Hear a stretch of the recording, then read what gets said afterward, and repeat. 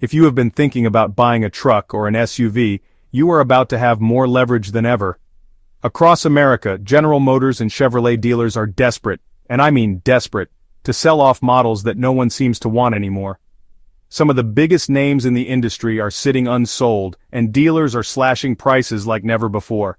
Stick around, because today we are counting down the 14 models they are practically begging you to take home. Chevrolet Trax.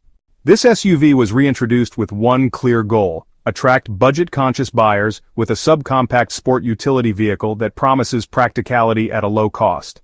On paper, it checks the right boxes: decent fuel economy, a compact footprint for city driving, and a low starting price that makes it accessible to first-time buyers or those looking for an affordable daily driver.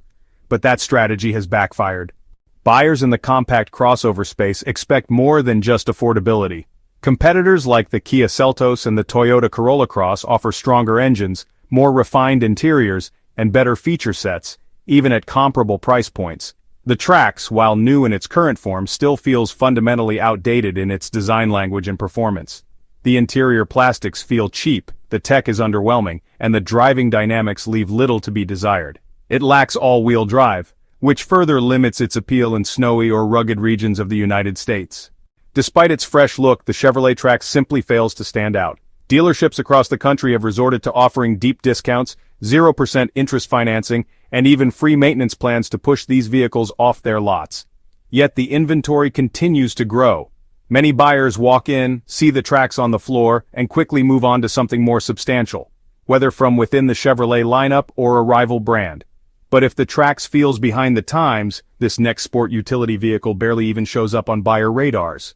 Chevrolet Blazer EV. This was meant to be Chevrolet's boldest move yet. An all-electric sport utility vehicle designed to revive a nameplate once synonymous with rugged American utility. The Blazer EV arrived with head-turning styling, multiple trim levels, and big promises about battery tech and performance. On paper, it seemed like a breakthrough, up to 320 miles of estimated range, sharp acceleration, and the latest Ultium battery system from General Motors. And yet, the moment buyers stepped into dealerships, the enthusiasm vanished. In real-world driving, the Blazer EV falls far short of expectations. Its range drops sharply under load, especially in colder climates or when towing. The software experience has been buggy, frustrating many early adopters, and perhaps most damning of all, the styling has been polarizing. Too aggressive for some, too bland for others. The interior feels plastic and dated, especially when compared to rivals in the same price bracket. Then comes the biggest issue: cost. Despite tax incentives and dealer discounts, the upper trims of the Blazer EV can reach price points that cross into luxury territory. For a brand not known for premium electric vehicles, that is a hard sell. Dealerships are now offering substantial cashback, special financing terms, and even loyalty bonuses to spark interest. But the response has been lukewarm at best. Inventory is building and dealers are growing increasingly desperate. And while the Blazer EV confuses buyers, the next one just leaves them cold. Chevrolet Malibu. Once a cornerstone of the American midsize sedan market, the Chevrolet Malibu built its reputation on reliability, fuel efficiency, and everyday value. Dating back to the 1960s, it earned the trust of families and commuters alike with its no-nonsense approach. Today's Malibu still offers a comfortable ride, good gas mileage, and a roomy back seat, features that, on paper, should make it an ideal choice for professionals and fleet buyers alike.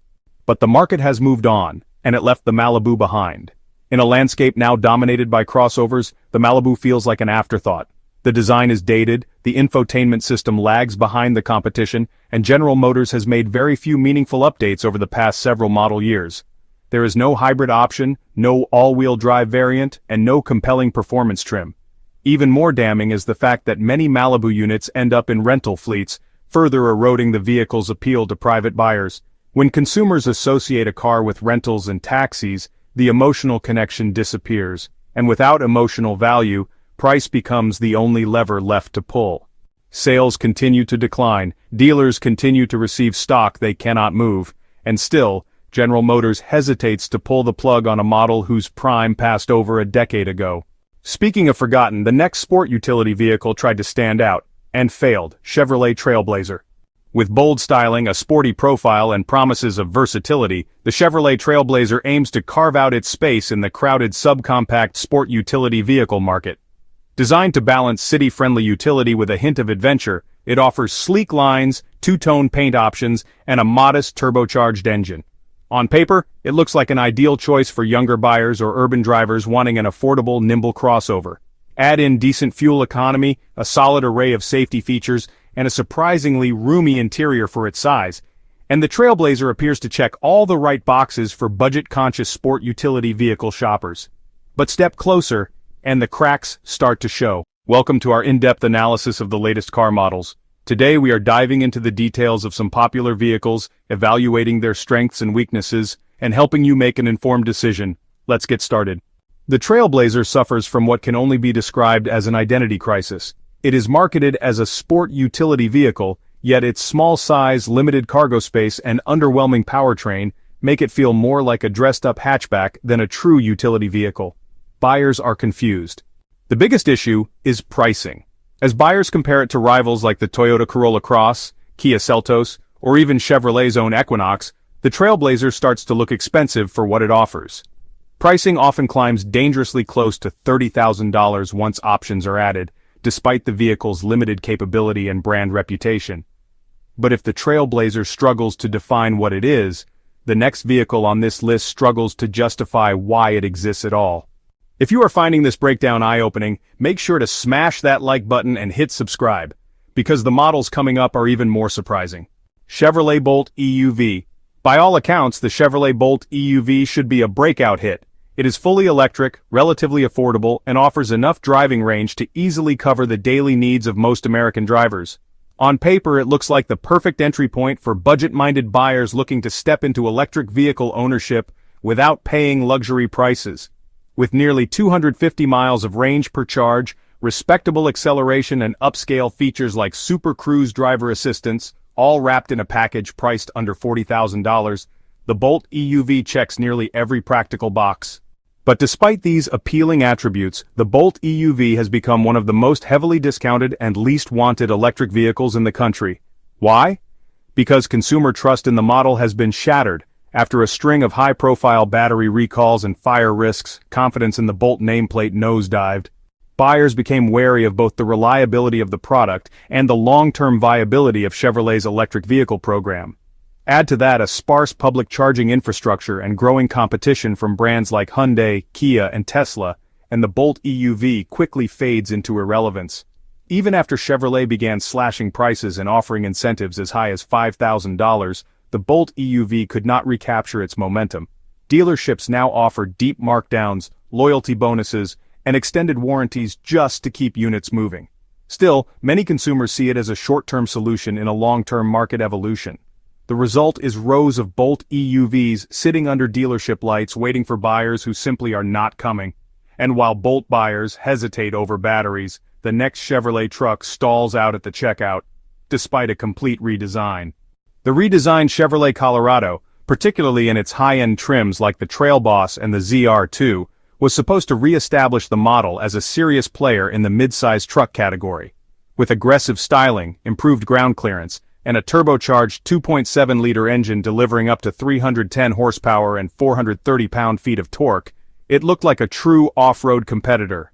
Inside, the cabin was modernized with larger infotainment displays, better materials, and a slew of safety and driver assist features. It checked all the right boxes, at least on paper. But the rollout of the new Colorado has backfired. Not because the truck is bad, but because the price point is way out of sync with buyer expectations. The high trims, especially the ZR2, are climbing past $50,000 after taxes and fees, entering full-size truck territory without offering full-size truck capabilities. At that price point, many buyers are asking, why not just get a Ram 1500 or a Ford F-150? Dealerships have responded with aggressive lease offers, cashback promotions, and dealer-added incentives, yet inventory continues to grow. Buyers looking for a basic work truck are turned off by the inflated pricing, while off-road enthusiasts often look elsewhere for more specialized rigs. Worse still, even the base trims of the Colorado are being overshadowed by more affordable alternatives from Toyota and Ford. For many, Chevrolet's attempt to go premium in the midsize segment feels forced and out of touch with what truck buyers actually want. At least the Colorado tried to innovate.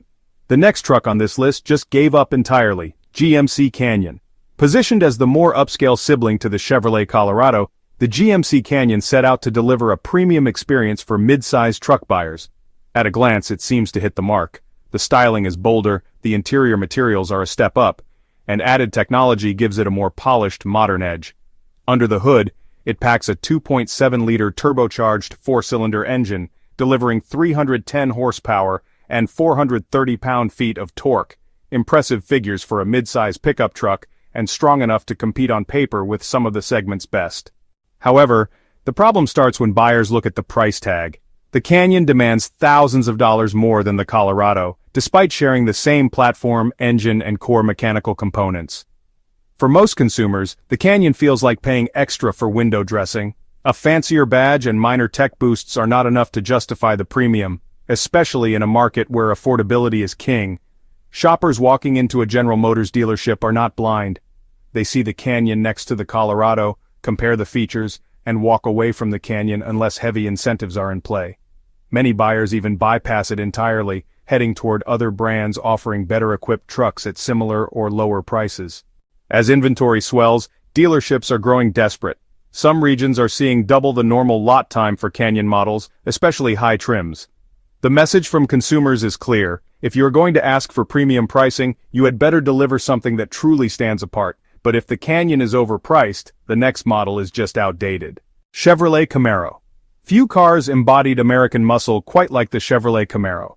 With its aggressive design, unmistakable exhaust growl, and strong performance at an accessible price, it captured the hearts of enthusiasts and casual drivers alike. From a turbocharged four-cylinder to a potent V6 and the iconic V8, the Camaro lineup offered something for nearly every kind of buyer. But that golden era has faded, and today, the Camaro faces a very different reality. Production for the Camaro is officially ending in 2024, and the writing has been on the wall for quite some time. Sales have been in decline for years, and despite price drops, special editions, and nostalgia-heavy marketing, buyers simply are not showing up. One of the biggest complaints is the outdated interior, which lags far behind rivals like the Dodge Challenger or even the Ford Mustang in terms of usability and design. It is not just about aging tech and ergonomics. Practicality has always been a weak spot. Cramped rear seats, poor visibility, and limited trunk space make the Camaro difficult to justify as a daily driver. As crossovers and electric vehicles continue to rise in popularity, the demand for two-door muscle cars has fallen off a cliff. Dealerships are trying everything to move remaining inventory. From discounted special trims to loyalty rebates, the incentives are stacking up, yet even die-hard fans are hesitant. With the model being discontinued, fears about parts availability, long-term value, and future resale have pushed the Camaro into an automotive dead zone. Thank you for tuning in. If you found this video insightful, don't forget to like, subscribe, and hit the notification bell so you never miss an update. Share your thoughts in the comments below. We'd love to hear your take on these models. Until next time, stay informed and drive safe.